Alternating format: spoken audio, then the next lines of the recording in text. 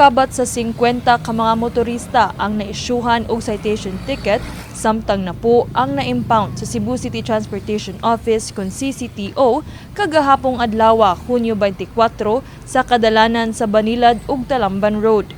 Kini subay sa ilang giingong all-out war batok sa mga kamote riders sa CCTO.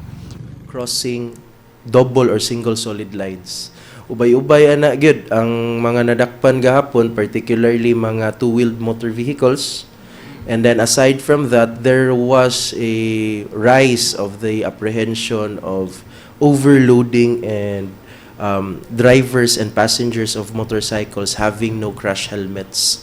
Kani siya nakita ni nato dito sa may borderline sa Talamban and sa Bakayan. Ubay-ubay ato ang nadakpan dito. Pipila sab sa mga nadakpan ang nagdrive og dili rehistradong motor, samtang ang uban wala mituman sa mga gimontar nga traffic signs.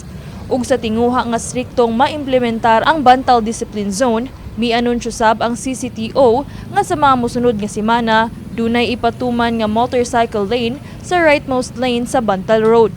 Gani nakapwesto na sab karon ang 22 ka mga designated loading ug unloading zones alang sa mga public utility vehicles. Samtang human atong nadungog kagahapon ang pagbatok sa mga driver ug commuter sa bag-ong traffic scheme sa Bantal Road, misaysay si Hongoy nga human sa unang adlaw sa pagpatuman niini, ilang nabantayan nga dako kini og epekto aron mas mapadali ang biyahe sa mga PUV.